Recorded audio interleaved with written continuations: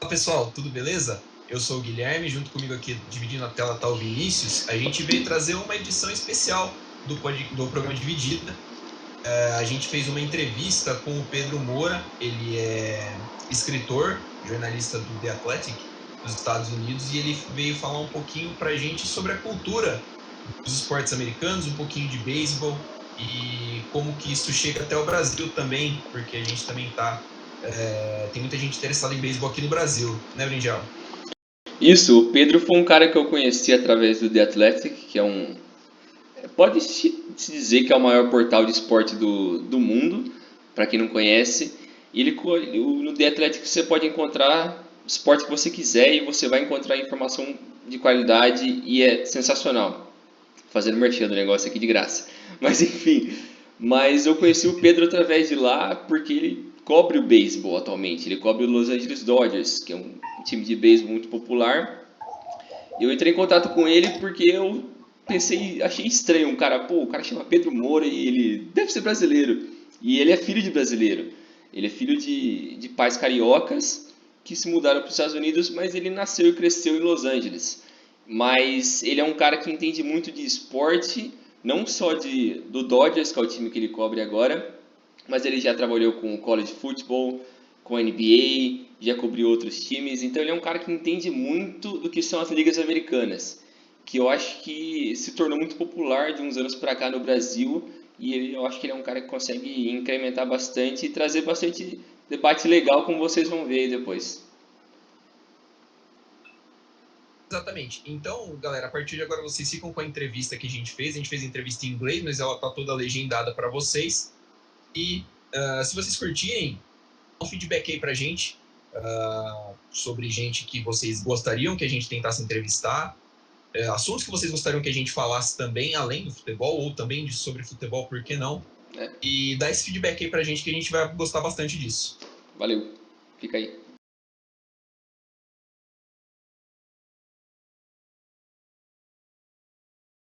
My experience has been very American, I think, in a lot of ways. Like I watched all the games on television. None of my family members really care about baseball still, but it's also I've tried to look at it from a Brazilian perspective somewhat because I know that's who I am and that's my blood, and so I've gone to Brazil and tried to learn about how Brazilians look at baseball, which is often through the Japanese approach, and went there and visited the National Baseball Academy in Ibiúna, and it's been interesting to me. And I think obviously there's Brazil is a massive place with great weather or with warm weather and very athletic and sports interested people. So it's interesting to me that it's never taken baseball has never taken off. And I wonder whether it will ever happen. And now that baseball is getting even more boring as a game, where it takes forever and almost nothing happens, and compared to the sports that Brazilians like basketball, it seems like I don't know that it's ever going to happen. I don't know that it will, but and I kind of feel even in America, people are losing interest. But it's what I know. It's what I've known since I was a kid. So I'm and I write now about the team that I grew up cheering for, the Los Angeles Dodgers. I've done some other teams, covered other sports, college football, the NBA, but I like doing what I do now, and the Dodgers are very good. So there's a lot of fan interest in the team. Year after year there is, and so I'm kind of like on it alone. None of my family members care. My dad is still a huge soccer fan. They and I'm very much not. And I've just I wanted to be different, and it got me here. And like it's kind of weird, but it is what it is. I'm the Brazilian baseball writer in the U.S. There's very few who have any interest in it. It is sort of strange just even talking to you two and hearing from when you first emailed me, Vinicius. Like I just don't hear a lot of Brazilian people who care about baseball in any way. So it's just strange. It doesn't. This isn't something that I've done very much. Nobody really ever wants to talk about it. So yeah, I can talk about anything you want. I'm just not. I'm not used to it at all.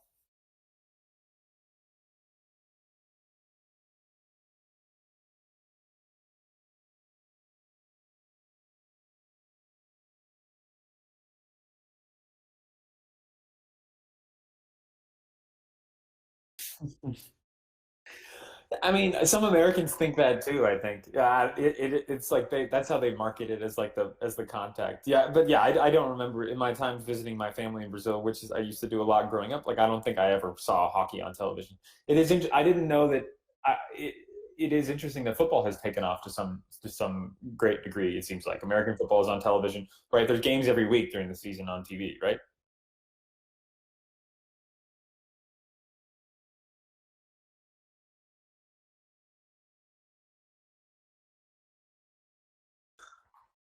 So why do you guys like baseball, or do you like baseball?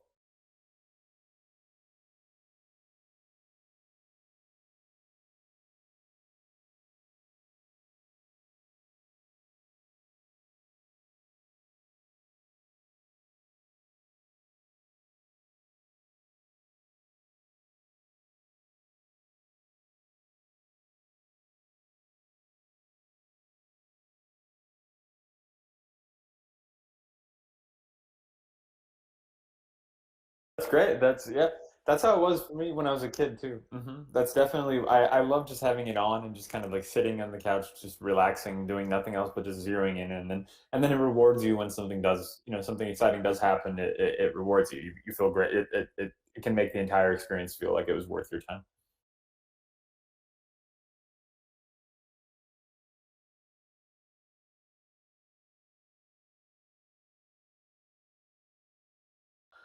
I'm not. I know nothing about it. You probably know more about it than I do. Yeah, I don't. In Los Angeles, like hockey's not relevant at all. Like it's hard to explain. Like I don't know anyone who. It's. But I don't know. Yeah, it's hard to explain. Like we're a weird city here. Like sports in Los Angeles, for as big as the city is, they're not part of the city's. It's not like Flamengo is in Rio, or it's not like the Yankees are in New York. It's not like the Cubs are in Chicago. I mean, it's harder now, even with the pandemic, with like the people being more isolated. But I would say Los Angeles was never a crazy sports fan city in a way that other in the big American cities, like the ones that Boston, Chicago, New York, are all Boston and Chicago in particular. I thought were always a lot bigger of fans than LA. And Los Angeles, a large part of the city doesn't care about hockey at all. I would say it's not something you like. I can't tell you the last time I saw like a Kings, like the local team is the Los Angeles Kings. I can't tell you the last time I saw a jersey or a flag. It's been years. Like it's nowhere to be found. Yeah. Whereas the Dodgers and Lakers ones, you see a good amount. Like there's one I'm looking at on the street. There's one across the street, a Dodgers flag outside someone's house. The Los Angeles Kings one, it's years since I've seen anyone represent them in any way.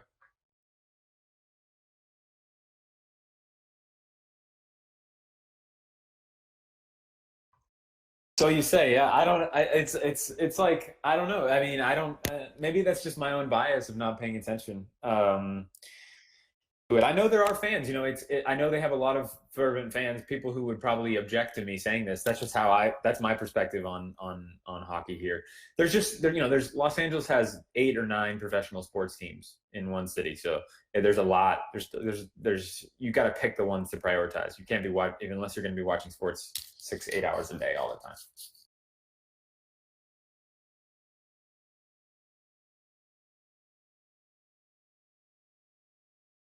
Yeah, so I'm glad to hear that people are talking about in Brazil that college athletes should be paid. I didn't realize that has reached that level of because that's only something that I would say in the U.S. people have really started to talk about much in the last 5 or so years.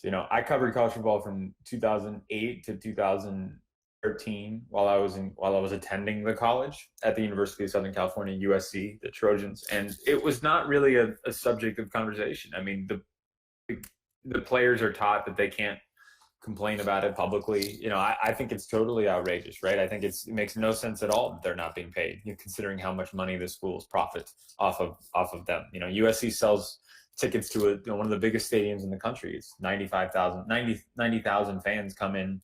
Tickets are expensive. They make millions and television rights. They make millions of dollars off of the program, and the players all they get is the year, the tuition paid for at school, and they're worth, the star players are worth a lot more than that. And and not to mention that American football is very risky.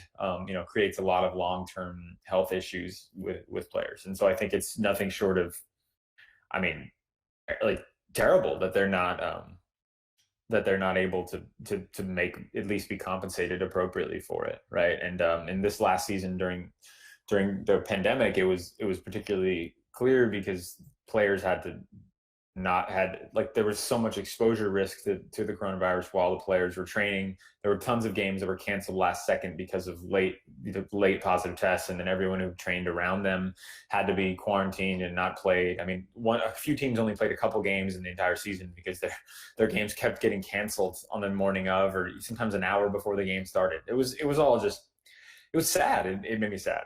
When I covered college football, it was sort of an exciting time for the game. USC had just finished its run as like the best team in the country with Reggie Bush and whatnot. And because of the Reggie Bush era, they were sanctioned by the NCAA, the leadership board, and they had various punishments that made it a little bit harder for them to win than everyone else. And they weren't very good. It was I covered them during kind of a problematic era. They were always messing up, always getting involved in some sort of controversy. My favorite one to tell people about is actually something that it became a big deal a couple years later in a different context, but people often forget this. But before the Deflategate, before the Tom Brady Patriots thing, the USC football team did the same thing, and it was a big deal. I had to cover it for a week. Before they did the same thing to the Oregon football team. That one of their student managers was caught, an assistant, a college kid, a 19-year-old kid, was caught deflating the baseballs on the side, the footballs, excuse me, on the side of the field before a game against their biggest rival, and somebody had filmed it, if I recall, and then was releasing the video of that publicly. And the USC coach had to apologize. It was essentially the same thing that happened to the Tom Brady situation, but years earlier. It was always just like crazy, stupid controversies like that. I mean, just dumb stuff. I'm trying to think of other. The coach I covered who was there, Lane. Okay, yeah, Lane Kiffin. Lane Kiffin was the coach, and he was just always involved in.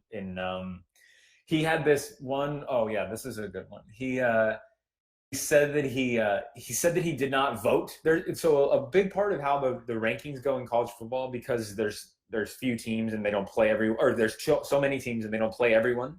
A big part of it is a poll, right?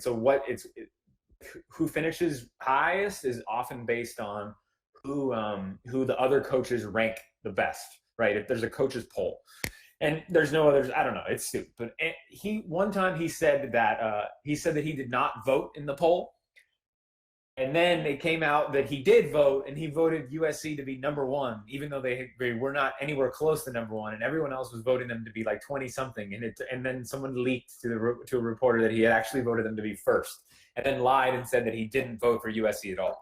It was great. It was just like you're spending entire weeks just chasing the stupidest, funniest stories. It was kind of entertaining. I was young and just it was fun, and but after a while I got sort of tired of it because I felt like I was writing about people hurting themselves and people not making much money, at least to subject themselves to this. And I'd always loved baseball. It had been the thing that I wanted to do since I was a kid, so I moved into that. But it was a fun time. College football is there's some parts of this country that college football is the most important thing in the whole world to them. And USC is not quite like that, but it can be. And they play schools like Notre Dame, which is a classic American university that is obsessed with college football. And they have a yearly game against them. And there's a vibe with people at Notre Dame are so proud of the football team, it becomes like part of your personal identity. Like it's probably the closest thing that America has to like how Brazilians approach their soccer teams. I think is like the affinity that people in some parts of the U.S. feel for their college football team, where they went, and they go to every game. I can't tell you how many people I know who went to USC who go to every single game that USC plays year after year after year. It's what they like to do. And it's a whole event, the weekend. People tailgate before the games. I don't know if tailgating is a thing, but they just drink a bunch of beer before the games. They crowd in the parking lot and get drunk and then go. And it's like it only happens in college football and the NFL, but it's like perfect for college football. It's like it's the entire environment is just like you make some hot dogs and drink a bunch of beer and then go into the game. And it's always like on Saturday afternoons. And it's it's an intrinsic part of America in a way that like, and I think it's never going away in a way that like baseball kind of feels like it's fading and going away. And I don't know that I think college football is here to stay. People are always going to love what they love.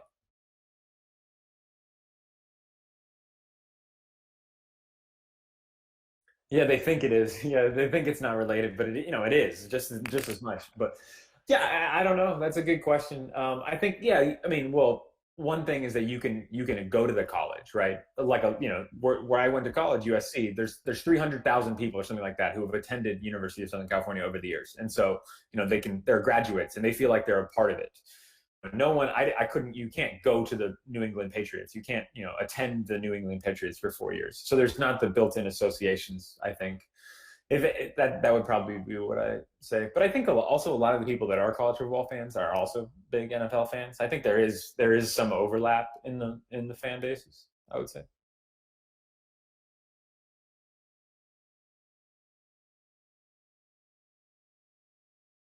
Yeah, and like yes, a lot of the biggest, most popular teams are in places that don't have them, like Oklahoma, Alabama. Probably Alabama would be the best. Yeah, Oklahoma and Alabama would be the best examples. Places that have big identities, state identities, but don't have enough people to support a professional sports team. So they have, yeah. In those places, there's nothing more important than.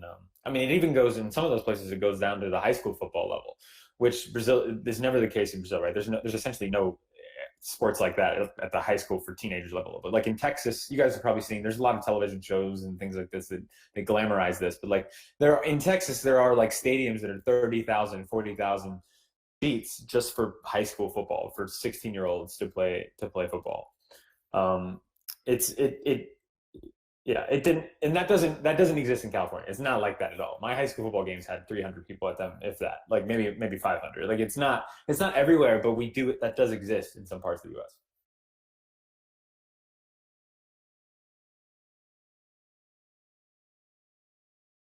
It's a good question. It's changing in I think a lot of the sports actually. In baseball, it's changing a lot this year.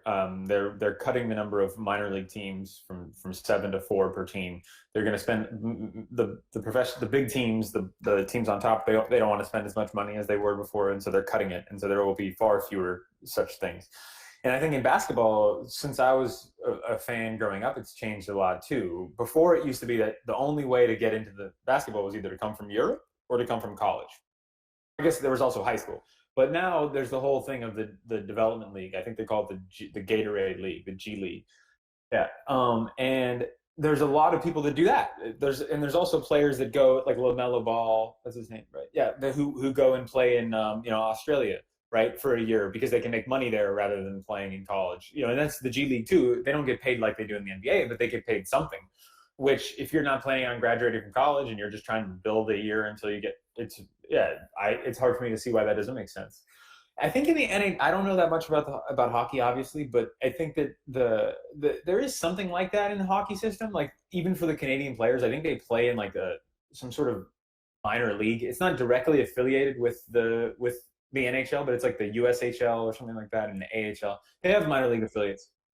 And that's the thing with professional football is it's always lacked any sort of. There's no other way other than college football, right? There's no money making enterprise. There's nothing you can do to prepare for the NFL and make money. And it's it's so physical that like high school kids are never ready to play in the NFL at 17, 18 years old. So it's interesting. I've always liked the minor league way. I think it opens up the sport for a lot of other people. When I was a kid, it's a lot cheaper to go to minor league games. There was a minor league. I grew up in the suburbs, and there was a minor league team closer to where we lived that I could go to sometimes, and the tickets were $4 versus the tickets at Dodger Stadium, are $40 or $50 on average. So it's a lot easier to go to, and you can see the players before they get up to the major league level. Yeah, I liked that. I like that part of it. It's unfortunately not going to exist in the same way, but it needs to. I mean, baseball is so much about experience. The best players have always you need experience. You need lots and lots and lots and lots of experience. So I think that in some way it's always going to have to exist. As long as there's Major League Baseball, there's going to have to be minor league baseball.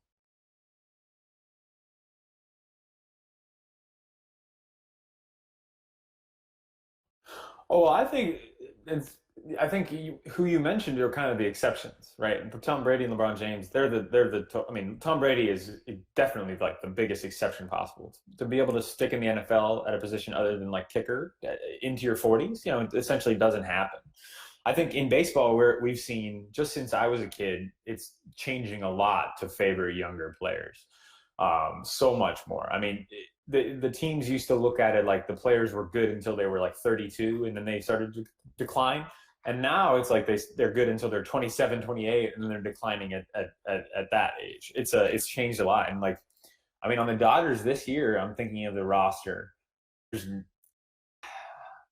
Clayton Kershaw is going to turn 33 in a week or two, and that might be I mean, I can't think of anyone much older than that. There's not very many. Most of them are in their 20s. That's the way they because the team knows that that's when they're most athletic. That's when they're at their least likely to get hurt, right? I guess Justin Turner is 36. He's also an exception, but like I'm looking at their roster now, it's like a bunch of guys born in the 90s.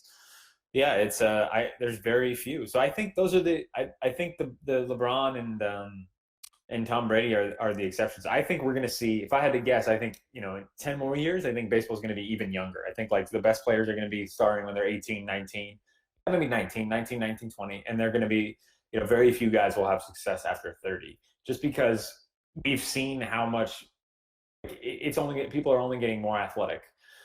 They're throwing harder than ever before, hitting farther, and the younger you are, the better the more athletic you are. And so I think baseball is going to keep getting younger and younger.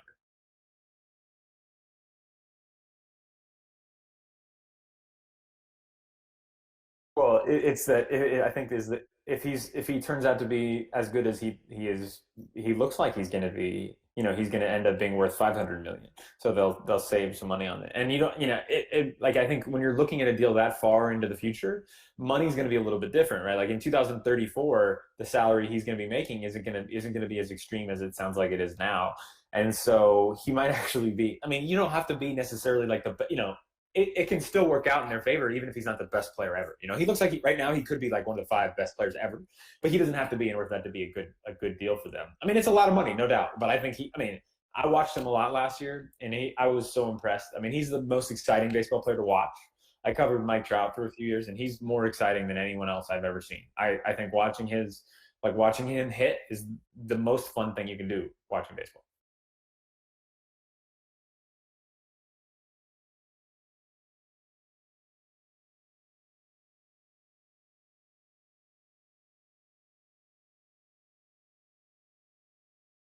I think that shows you how much money they can make off this, right? Like that they if they have that much money to spend on the player, that's because they're making millions off of fans and whatnot. So it's it is it sounds crazy, right? $340 million, but that's because we don't know how much the owners are making each year, right? If they're willing to guarantee this guy 14 years, must be because they're very confident that, I mean, and he's so good that he can spend 2 of those years hurt, and it could still end up being a good deal for the Padres. And I think if they win a World Series in the next, he doesn't start making a crazy amount of money for, I'm looking at it now, until 2027. Until 2027. I mean, yeah, he starts making a good amount in 2024, and a lot in like 2027, and then the most in 2029. So the Padres have a lot of time to build around him, where they don't have to pay him an extreme amount, and then the idea is they need to win a World Series in the next 8 years, right, to make it worthwhile. And if they win at least once, then it's worthwhile. Then it's then they'll be fine.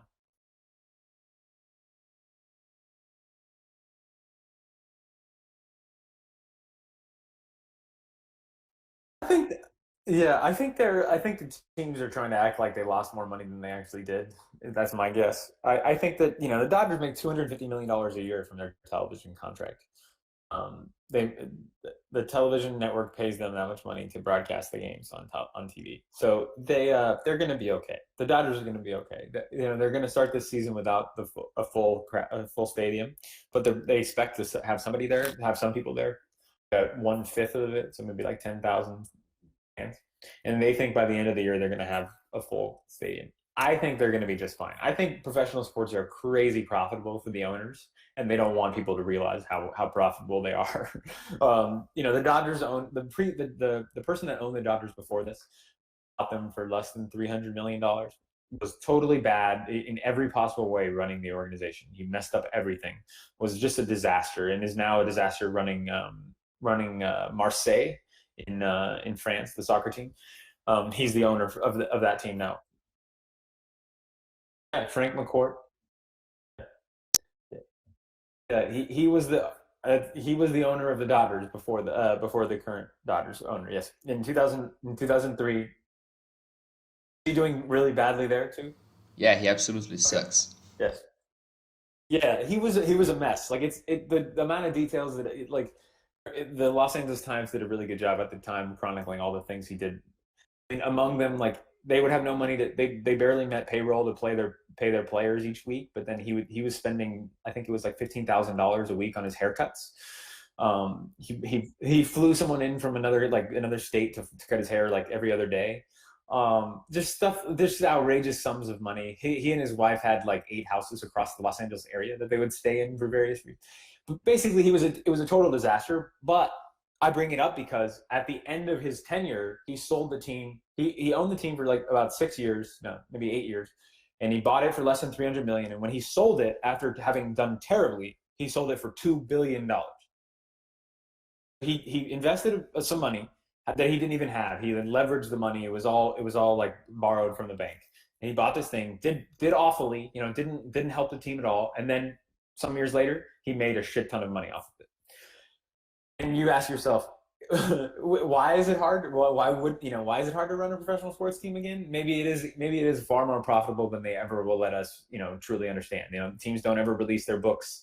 We don't know exactly what they earn, but I think we can be pretty safe in estimating that it's extremely profitable and that they're going to do just fine.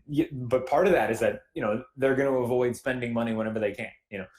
Some players that were free agents this offseason, I think, got less than they probably than the market warranted, but that's because the owners know that there's not, their peers aren't going to spend that much money, and they can afford to sign great players for less money. I mean, the Dodgers signed Trevor Bauer for a ton of money, but it's over a short span. They didn't commit money to him past 2023 and probably not past 2022. So it's the sort of thing that a few years ago a top free agent would have commanded more, and now I think the market is trending in that the owners aren't going to spend money unless they have to. And it's working. It's working really well for them.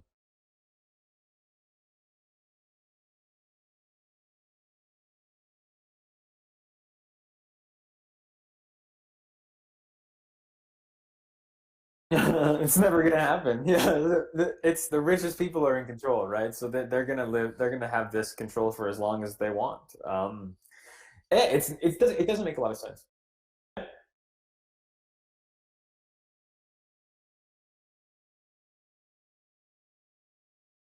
No, it's not fair. It's not. It makes sense only in the way that everything else in like America makes sense, which is that the richest people profit, and the lesser and people who don't have money don't profit, and they work at the expense of the, it's not fair. No, it makes no sense. It's working in sports allows you to realize like as a kid I was a huge fan, right? I loved these teams. I supported them in everything. I was always if there was a dispute between the team and the player, I was always on the team side because I thought they were my team.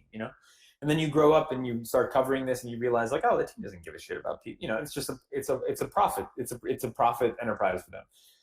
And so, you find the things that you like about sports and you root for and you try to understand that the players you want to support your fellow people, right? And the players are the people in this case. And so it's funny to me that like, there's a lot of talk about like players are overpaid, but I think if anytime it's possible, I'm gonna pick the side of the players and not the owners, because whatever money a player makes is money that is not going into an owner's pocket, right? That's the way it's either in the owner's wallet or it's in the players. And the players are rich, right? The minimum salary in Major League Baseball is almost $600,000. They're rich, right? The average salary is $3 million. They're rich for sure, but they're not as rich as the people owning the team, right? They're not, and they're people who worked really hard at this one specific task who cannot do it forever. There's a finite amount of time they can do it. So I'm trying to, guide my perspective to being more and more on the player's side of things as I age.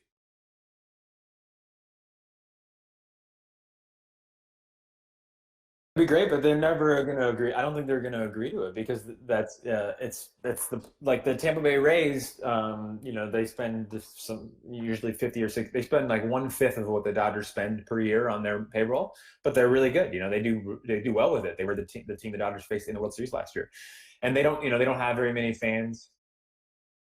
Yes, yes, yes, yes, and they might they've done so kind of repeatedly over the years. When they get a player that's really good, they'll then trade him away. So it's I don't that team will never that owner will never agree to changing the way it is because he doesn't want to. He says that it's not profitable for him unless he can only pay the players that much because they only get they play in Tampa Bay, Florida, in St. Petersburg, Florida, which I know Brazilians like to visit Florida, but not many other people in the U.S. like to visit Florida, and nobody goes to the games. They have like 6,000 people at their games on average. It's like very quiet. It's like a museum in there, and they don't make any money from that. So their money comes from other teams. The Dodgers pay them some money per year. It's a revenue sharing agreement in order to keep the league going. And so, no, yes, you're absolutely right. That would be the fairest way to do it. Would be to have a salary floor, but I don't anticipate that that's going to happen because the owners have a lot of say, and they don't want to. They don't want anything to cut into their profits.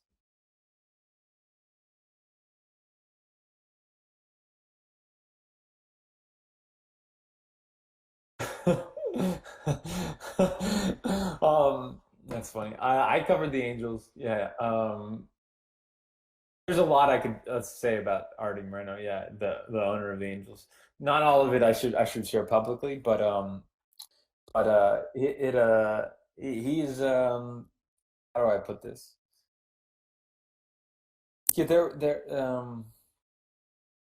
he has he gets a lot of credit for the Angels' last World Series title in 2002, which he bought the team right after they won that World Series, which is often forgotten. People think that he supervised them when they did, and they did not. And since then, he's essentially failed. The Angels haven't won a single postseason game. And Mike Trout, the best player probably ever, has been playing for them, which is an embarrassment for the entire organization. And they've had a lot of stuff go wrong during Moreno's time owning the team. I mean, imagine. I mean, they had a star player, a good player, die from an opioid overdose during the season. It was a terrible tragedy, and it's still being litigated because one of the team employees was involved and had supplied him the drug that he got that killed him. That's as his family has alleged. Skaggs' family has alleged in court. That's a crazy tragedy, an alarming thing, and it sort of just keeps going. The Angels, that's it's hard to get more scarier than that in terms of what can go wrong, and it's been a lot of bad. I mean, I don't know. I'm thinking of other things. There's all these things are running through my brain of things that the Angels have done errantly in the years over the years, but I think it's fair to say that the team has fallen short of expectations. The team is they don't draw a lot of they play in a huge market, right? A lot of people live in the area. There's not that many people go to the games. The Dodgers dwarf them in attendance. They don't win. They have the best player ever. They don't win. They spend money on the wrong players. They just haven't done well. No, I think it's I'm fascinated that you suggested him. I didn't realize that he had the sort of cachet that people there realized. Oh, really? Okay. So there you go. Yeah. It's I'm glad to see you guys are attentive fans, but yeah, he hasn't done very well, right? The team, I don't know, to be simple, but they've done badly.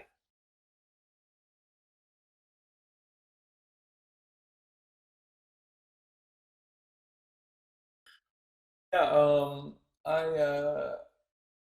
I was visiting my family in Rio, and I wanted to, I've been interested in Brazilian baseball for a little while, so there were a couple Brazilians that I had talked to Edno and Adriano de Souza, who worked for the Tampa Bay Rays. They were I forget. Adriano, I think, had played baseball for a little while out of Brazil. I forget the specifics, but he got hired by the Tampa Bay, and he was looking for places in Brazil to open a Tampa Bay Rays academy. That was the initial plan, was that they were gonna open a facility. Like in a lot of Latin American countries, MLB teams own facilities where players can train. So in the 1990s and 2000s, those facilities in Venezuela were very popular. So teams would train, sometimes 30, 40 players at those facilities, and then after a few years, sign a few of them and bring them to America. So there's a history of like the Houston Astros in the 1990s many of the best Venezuelan players were Astros, because the Astros had the first academy in Venezuela. I believe it was in Maracaibo, and so it became a big strength of their team, and the Dodgers in the same way were in the Dominican Republic, but long time before. But in the 70s, 80s, a lot of the best Dominican players came from the Dodgers organization, because they had the most developed facility in Santo Domingo, and players trained there. So the idea was, Tampa Bay saw how athletic Brazilians are, saw how sports crazed Brazilians are, and they thought, okay, let's set up a facility here, and let's make this our Venezuela. Let's develop players there. That had been in the works for a little while now, and that was run by that was when Andrew Friedman, who runs the Dodgers now, he was running the Tampa Bay Rays. He had seen that, heard of that, and thought, hey, this might be a good idea. This might be something that we can use. It never really worked out, and it still hasn't happened for several reasons. Some of them are detailed in the story that I wrote after going there. There was the town where they were trying to set it up in, I forget, it's in São Paulo State. It must not be very far from where you guys live. Let me see if I can find it. Atibaia? That again? Atibaia? I think there's some Japanese colonies around that area. Yeah, that might be right. Let me see. Let me see if I can find it. I think I could. Marília. Oh, they announced plans. They had a whole they had a construction plan and everything like that. They were going to spend like $6.5 million on building it, and it never happened.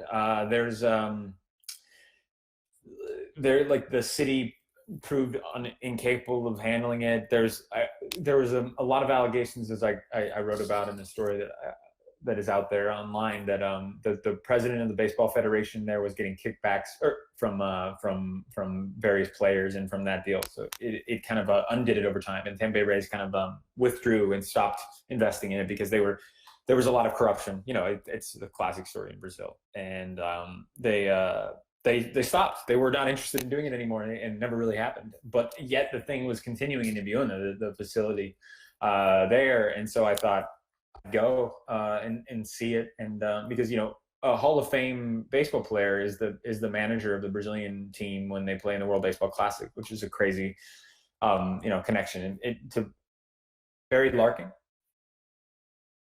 He's a shortstop in the 90s, very popular player. As I wrote in the story, the reason he's the manager of the World Baseball Classic team is a classic Brazilian thing, that they got him to be the manager by Jorge Otsuka, the president of the Brazilian Baseball Federation. He has some friends who work in music at a record label, and he got Barry Larkin's daughter a record contract to be the manager of the team. This is a thing. I forget the daughter's name. Yeah, this is a real thing that happened. His daughter released music. She has music videos.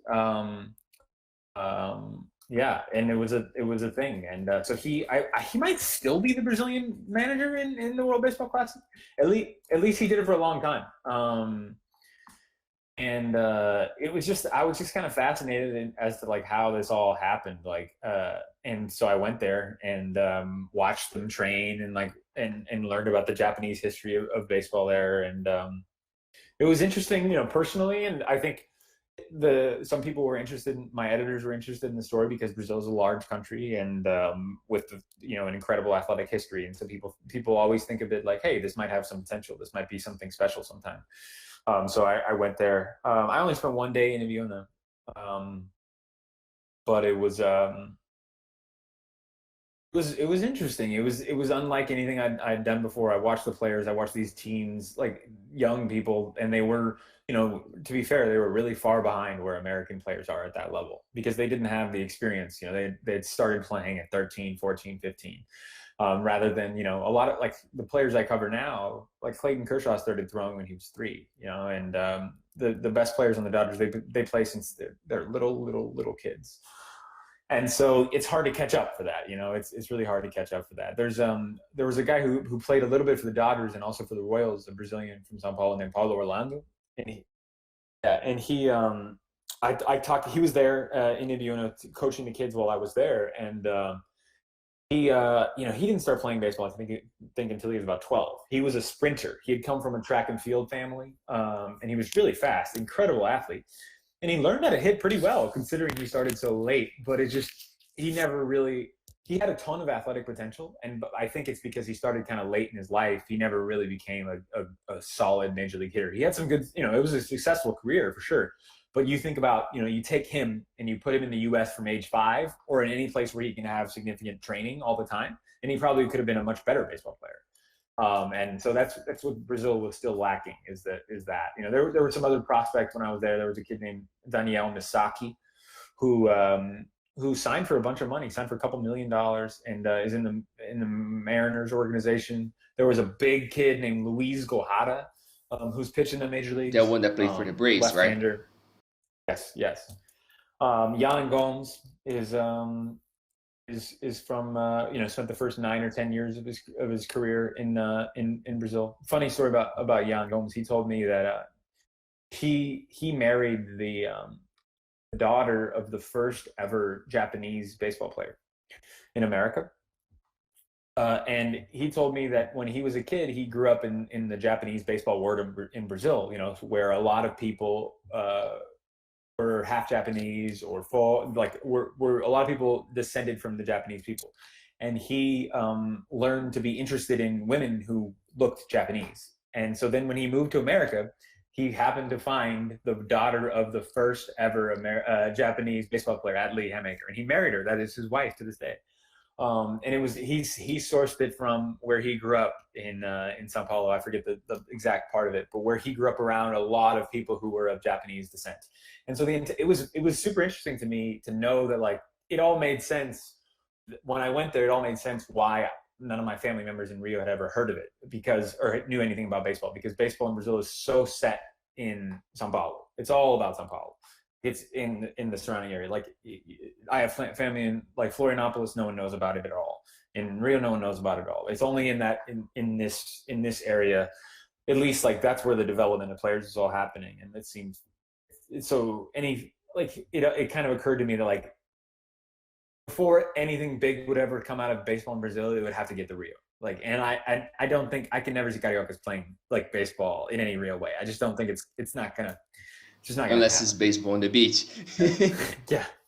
So it was fun. I liked it. There was I wrote a lot of words about it because I thought it could be interesting. And some people read it, but there's just never I thought it might be a bit more attention than it was, and it kind of tapped out. And that was 5 or so years ago now, and I don't know that I'll ever write again about baseball in Brazil. I hope to, but I just don't know that it's ever going to be big of a thing.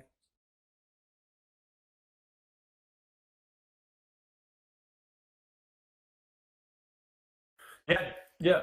I spoke to Paulo Orlando and Yan Gomes and Andre Rienzo? Yeah. Rienzo. Yeah. And maybe one other guy. What's the name of that tall black guy with the glasses that played with the Mariners? Thiago Vieira. Yeah, Thiago Vieira. Yeah. I've never spoken to him, but I know him. Yeah, maybe one other one. I don't know. Have you spoken with Bo about in Portuguese? Bichette? Oh, Bichette? No, I've been wanting to learn. I just found out actually last year that his mom is Brazilian, and I didn't know that. How did you guys? Is that talked about in Brazil? No, not at all. I know it because I used to live in Toronto for a while, so I know it's from back there. Oh, okay. No, I didn't know that. I don't know if he speaks Portuguese. I've been wanting to look into that, and I thought when when reporters can go back in the clubhouses and whatnot, I would like to talk to him about it and see if he like how much he identifies as Brazilian, because I don't know. I thought that was really interesting. I just happened upon that last year. I was reading about him, and then I saw that his mom was Brazilian. And I was like, wow, that yeah, I'd never heard of it. Yeah.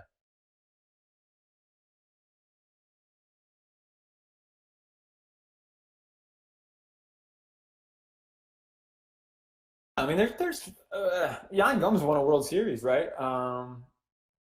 Who else? Yeah, I don't know. I mean, I don't know that like yeah, Brazil deserves more American attention, like for sure. That like I don't I think people here don't do a good enough job of like understanding the significance of the country, like at least in sports. I think because yeah, I think Americans are still like soccer has caught on so much in the U.S., but it's like all European soccer. Like I don't think people I don't think people pay any attention at all to like the Brazilian leagues. Yes, it's come up with a lot since I was a kid. Like yeah, I mean there's yes on no, I probably know more people now who watch like the EPL than watch Major League Baseball. Yeah, it's a big deal. I don't because I didn't watch it when I was a kid and it's never been interesting to me. But I think I don't know why that is, but yeah, I don't know. There's a lot of interest in it, but it's all I would say it's all concentrated in like the Champions League, EPL, La Liga maybe, and then yeah, and that's it. Bundesliga, yeah, and then that's it. Like but it's the EPL's on TV all the time. Like it's specifically the EPL. I think that is the biggest thing in the U.S.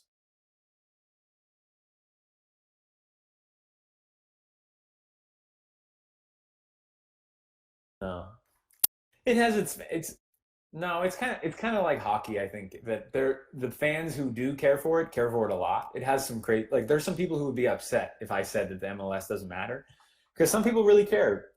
And you know what? There's a new team in Los Angeles a few years ago called they just called themselves Los Angeles Football Club, and they have a good amount of fans. The games are fun. They built the stadium right next to where the USC football team plays, and you can take the train there, which a lot of like the Los Angeles stadiums you have to drive, which produces problems with drinking.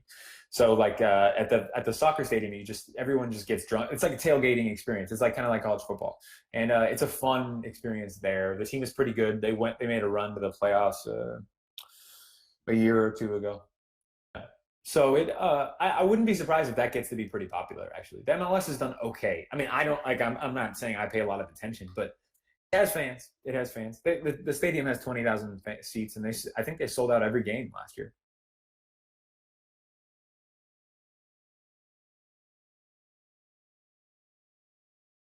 Yeah, historically, yes. Like I think this team now in LA, the LAFC is a bigger deal. I think they kind of like they went in and stole their thunder. But the Galaxy, yeah, I think historically they've won maybe more MLS titles than anybody else. You're right. I mean, yeah, I mean, you're right. Like there's not it's soccer's not a big I mean, like where I work, we don't cover soccer, right? Like we have football writers, we don't have like an individual LA Galaxy writer, right? We have like a Dodgers writer, a Lakers writer, a Clippers writer, Kings writer, Ducks writer, USC football writer, Rams writer, Chargers writer. We don't have a Galaxy writer or an LAFC writer. Like there's not that much interest to support that kind of thing.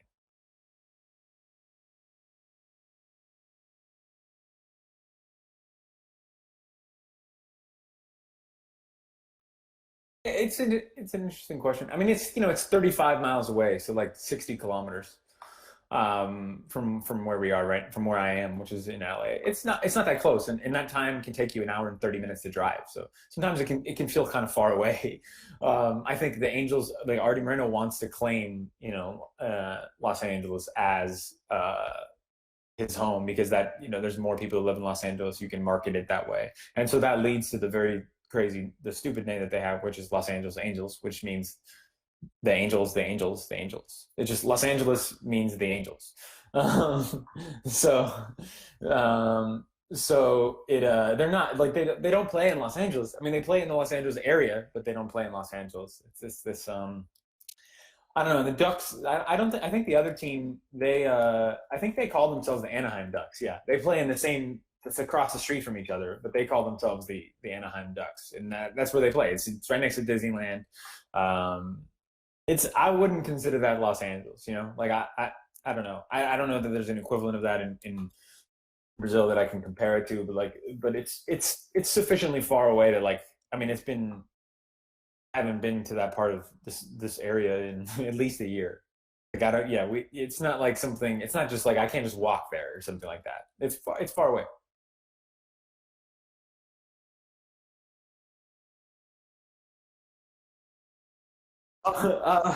Thank you. Anyone who's listening, you feel free to email me. You can maybe attach my email address to it. Vinicius, can you do that? And yeah, I'm. If you want to talk about Brazil and baseball, want to read about it, that's great. I don't think I write about. I don't envision writing about Brazil very much, but I'm always thinking about it. And you know, most of my family still lives there. And so I feel, you know, some connection to Brazilians, and can't wait to go back there when it's safe. So I appreciate everyone listening. Thank you to you two for having me on. It's been fun. Enjoyed it, and learned some stuff about how Brazil watches sports. It's been fun.